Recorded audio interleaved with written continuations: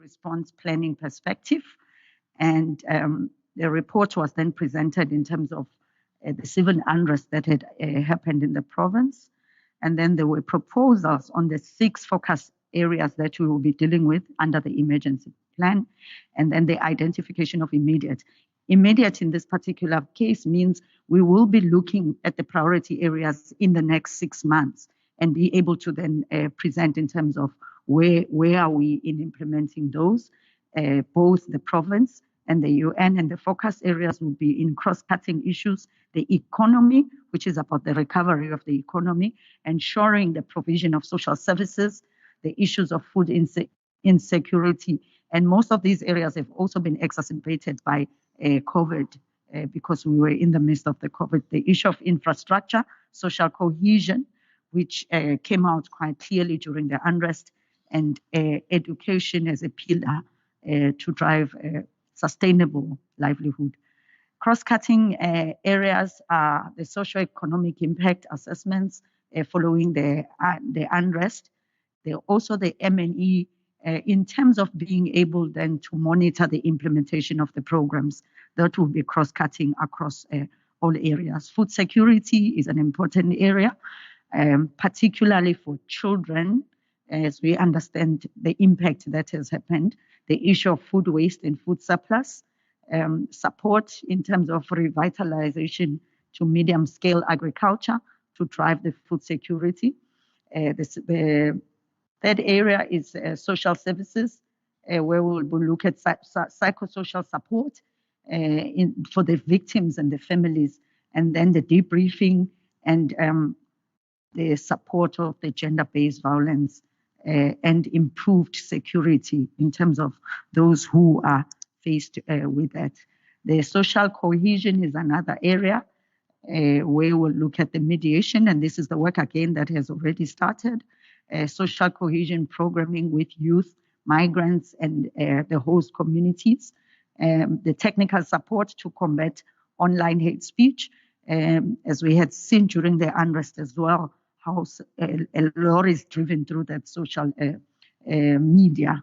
Support to peace committees, the issue of the economy, the recovery, and really focusing mainly on the SMMEs as the point to drive the economy.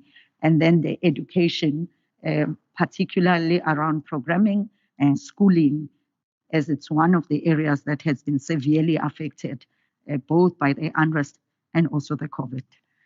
Implementation framework, and that was in the short term, immediate, the next 6 months, and then medium to long term, we will focus on continuing now from an economy side, inclusive growth and job creation, which is a priority in terms of the KZN priorities. And we are showing the linkages, which is a focus area from the UN, but alignment with the KZN MTSF, which is very important. And these focus areas then came out of that alignment and the long-term interventions that are coming out with the joint implementation and the joint monitoring that will be done on the ground. So addressing the issues of inclusive growth, in particular for us, the job creation, which has come out as a major challenge and a priority for this province. Also building human capabilities, again linked to KZN priority and the UN, the effective and the efficient transformative governance, again linking to the KZN priorities 5 and 7, and the UN is priority 2. Climate resilience and sustainable use of natural resistance. Whilst it might not be highlighted under priorities in KZN, we know within the priority, this is a priority for the province. We even have the climate change as a council to be able to drive this sustainable development from a resilience point. So the type of support which is very important in driving this is policy and strategy development. The areas of implementation.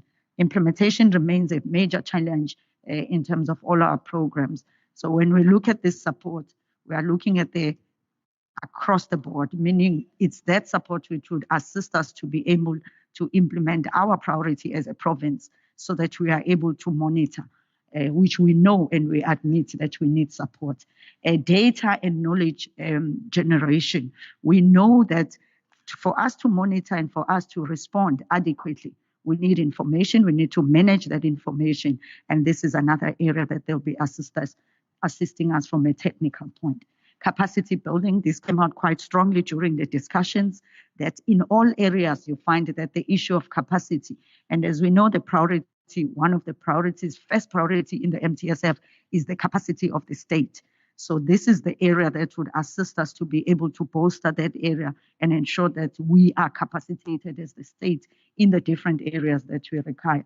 Institutional strengthening, if you look at this area, it also has to do much with some of the areas that we've mentioned above, because that institutional strengthening would be supported by the capacity, be supported by data and knowledge management, will be supported by policy and implementation monitoring and assessments that are required. In some of the areas, you see that the monitoring is what has affected us more in knowing exactly where we are. And we are hoping this time we'll have that sustained support from a medium to long term. Then each of the areas is unpacked in terms of the program from a strategic interventions that are done. When you look at the inclusive growth, you'll have the different strategic interventions that will be looked at as indicated in both. Some of the areas talk to improving the competitive areas through the ICT adoption. We know the digital age is with us. It's one of the strategic areas of ensuring that some of the areas that, but we'll also be looking at other areas in terms of expanded public works support, especially to ensure the job creation, which is a major challenge. Human capability, it's another area which talks to also social transformation as an area that requires us to be able to move on. And here, you look at social cohesion, focusing on constitutional values in terms of people in this province, the issue of crime, particularly around human trafficking, and as well as those vulnerable groups that we've put as a province as a priority, and they will be working with us on that. The issue of early detection, that is a major challenge that we realize that the reason why we found ourselves in this situation is because we were not able to detect early.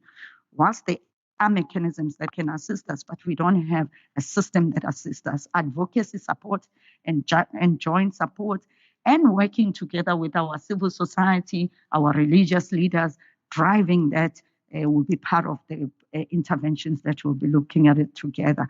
Human capital and social transformation, continuing the issue of support in terms of COVID-19. It's still with us. It's still a challenge, and it requires the support. We would have realized that the technical support, which has already is in place in terms of HIV, TB, and STIs, and also child and women's health and gender-based violence. Again, it's saying, whilst we are responding on COVID-19, let us not forget the challenge that is faced in terms of HIV. We'll continue in terms of strengthening that work. We'll also look at evidence and support on the development of information systems. This talks to what was cross-cutting on saying, how do we strengthen the systems that make sure that we are able to monitor in terms of the work that we do. Engagements become important from a transformation point, and ensuring that we continue those engagements with the sectors and in the focal area. Continuing in this area, you can see this is an area, the education, reimagining the provincial education system and its delivery modalities, learning from what COVID-19 has taught us. That will be looking at those interventions to ensure that we come out in the next 5 years with an imagined new, and our children being able to be afforded that. Also the school dropout rates, we already know that there's a lot of children who dropped out, and we need to find and make sure they are back in school and we can account for them. The psychosocial support and the mental health, this is one area that has affected everybody. The COVID-19 has had an immense impact and it's an area that needs support to caregivers and learners. Learners who have not been in school on some days, they are affected. Also the deaths, the mortality that is high, which has left children with their parents or grandparents who've passed away. The curriculum also is an area. Governance, we are talking here about data analytics and scenario planning. We have to imagine a new KZN, a new province in the next 5, 10 years, 30, 20 years, and that is what would assist us in that reimagining the issue of research, effective M&E system and processes, and the data that is supporting that work, being evidence-based would be important. Ethical and integrity in terms of the state from an institutional perspective, and consequence management where work is not being done. That's another area where we'll be assisted. Climate resilience and sustainable management of our natural resources. Mitigation is an area. We are looking at relooking at reviewing and updating the green economy in terms of its strategy, the issue of water security from a water strategic intervention in this province. Adaptation is also going to be strengthened, operationalize the land use and biodiversity and ecosystems, and sanitation and waste management as an area.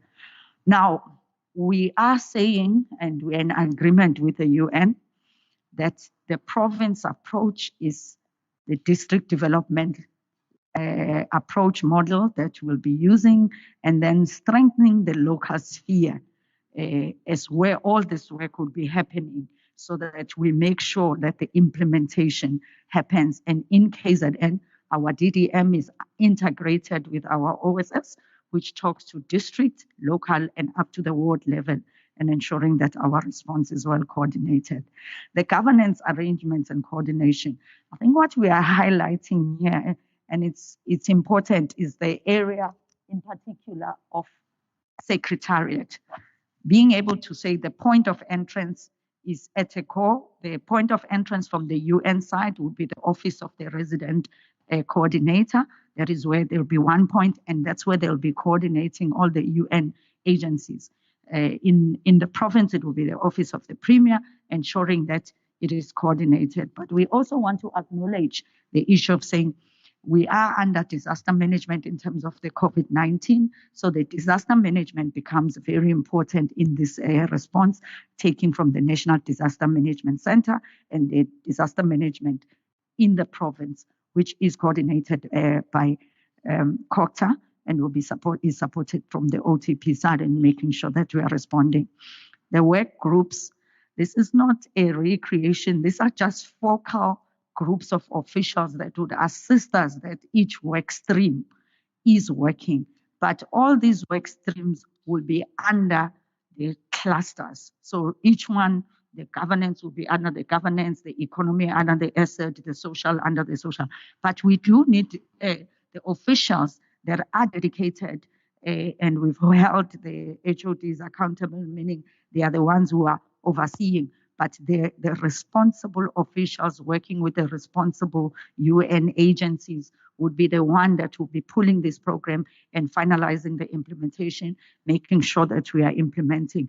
And we've given ourselves 6 months to make sure that in 6 months we can report on the immediate response that we've spoken about. And then from a medium to long-term perspective, we'll then have the plan in terms of ensuring that and monitoring that it is happening as we had envisaged. Thank you very much.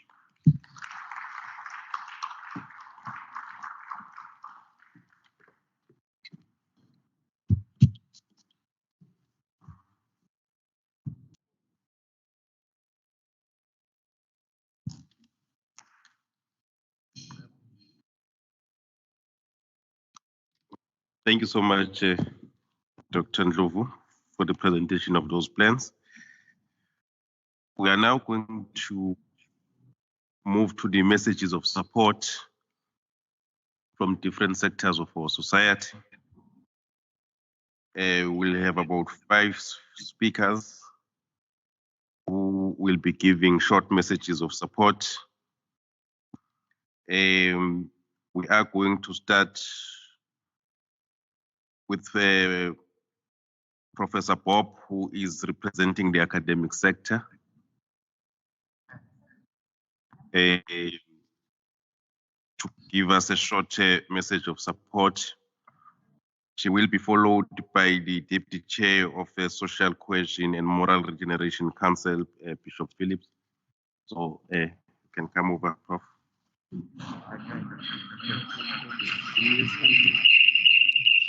Program Director, Resident Coordinator of the United Nations South Africa, Honorable Premier, good morning to all and all protocols observed.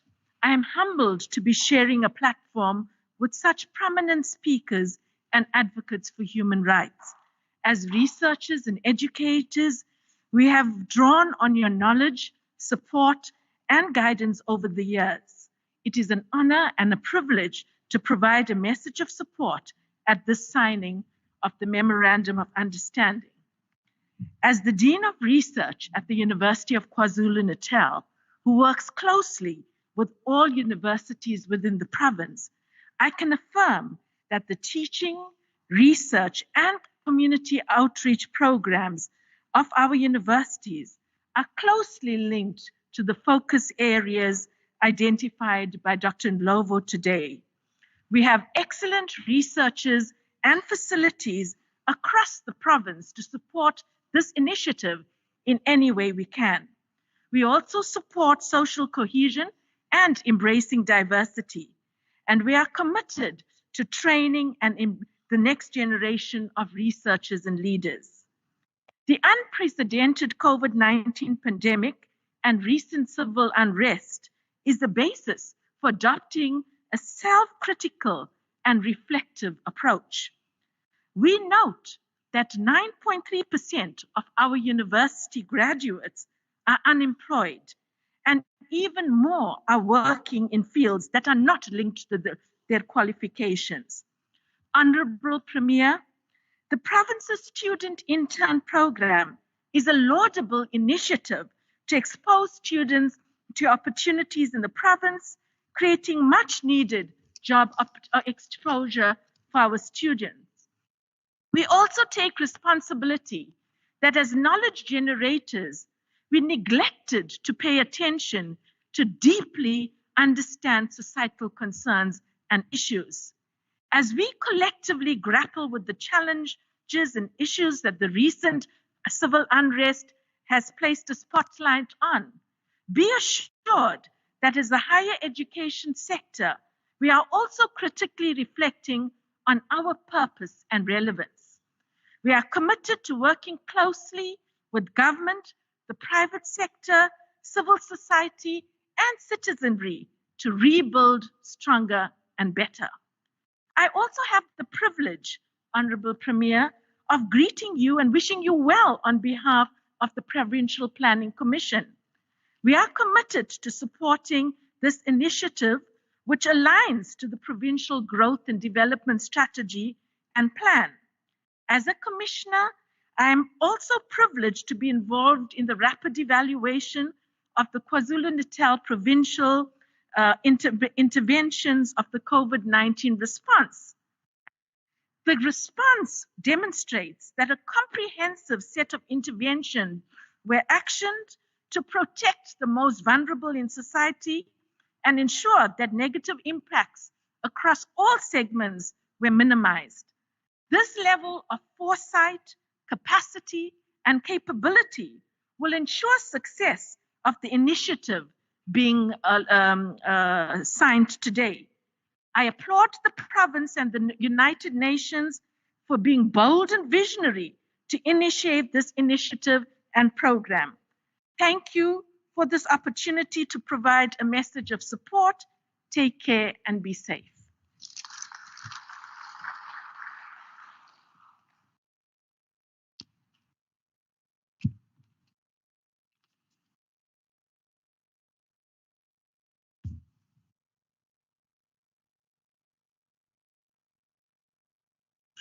Thank you, Prof. Bob. We now request on stage the Deputy Chairperson of Social Cohesion and Moral Regeneration movement, Bishop Phillips, who will be followed by the Deputy President of Durban Chamber of Commerce and Industry.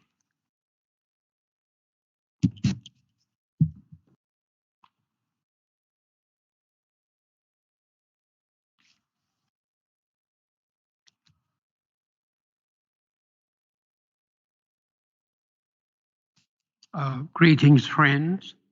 I'm very happy and delighted to be here this morning to participate in what clearly is an important initiative, not just within the life of our province, but indeed in the whole country.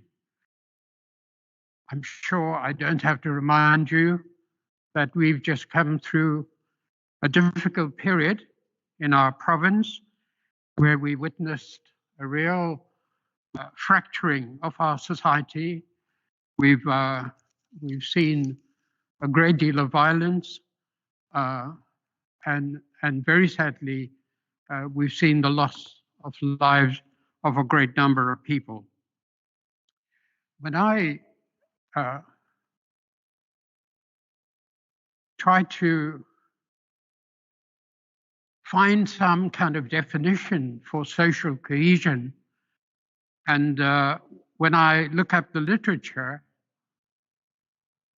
again and again, what emerges is a focus on the material and on the financial, whereas living in this wonderful country, South Africa, there are those things. There's a great deal of poverty and the like. However, what we've also experienced, and a lot of it related to our past, with the apartheid, which was divided the peoples of this land solely along racial lines. I find that there's a real need to not to hold on to that, but not to lose the financial and the material implications of where we are right now in terms of being quite a divisive society. In other words, we have to hold those two together. They are like two sides of a coin. The human relationships, and the need to build a cohesion there, especially given what's happened in recent months, and at the same time to build a society that's truly prosperous, a society that's going to create jobs, provide especially for our young people. And unless we do that, as I've said already, I don't think we're going to succeed in achieving our aims and our objectives. We really need to be in that. I was glancing through a piece on social cohesion just the other day, and I was amazed at how little was mentioned about exclusion and marginalization and the need to create a sense of belonging. How there's very little written about the need to build trust and to create opportunities, to focus on those three pillars of social cohesion, if you like, which is social inclusion. I've talked a bit about that, social capital, and social mobility. As we ponder on this important topic before us during the course of the day, I hope, and being a bishop, I can say it, and prayer, is that we will focus on those both aspects, the the building of relationships, because truth be told, we're really divided along those lines. But in a build a materially strong society, because no amount of hugging, I don't mean to sound facetious about it, but no amount of reaching out to one another is going to resolve the kinds of glaring issues that face us as a country. I wanted to say, finally, how delighted I am personally that there is this relationship with the United Nations, and to give thanks for our Premier, who's been absolutely outstanding in the kind of leadership that he's provided. He's made huge sacrifices in order that we may become the kind of society that we had hoped we'd become at the end of the apartheid era. So all the best as you deliberate. Thank you very much.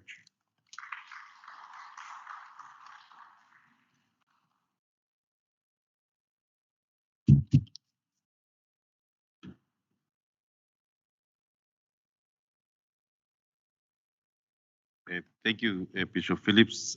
We will now request the Deputy President of the Durban Chamber of Commerce and Industry, Ababalishe, who will be followed by the Director General for COGTA joining us virtually. But for now, we'll have a message from Ababalishe.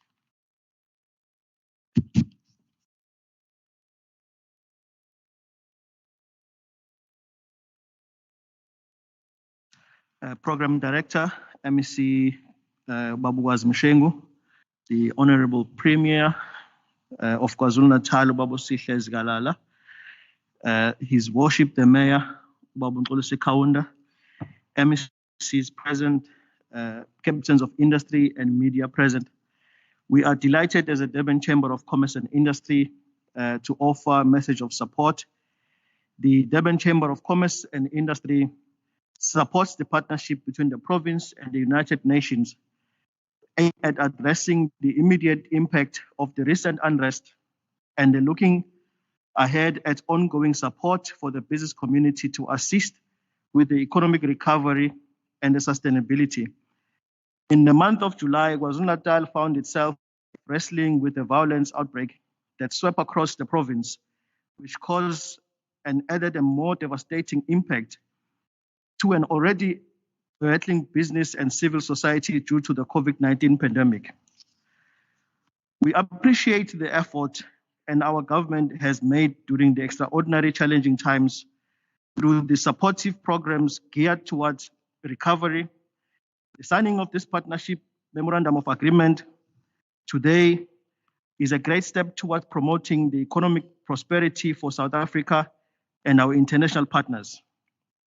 As a representative of business community, our role is to ensure that we support and participate through the lobbying, business networking, advocating for the initiatives that are geared toward development and investing in our economy.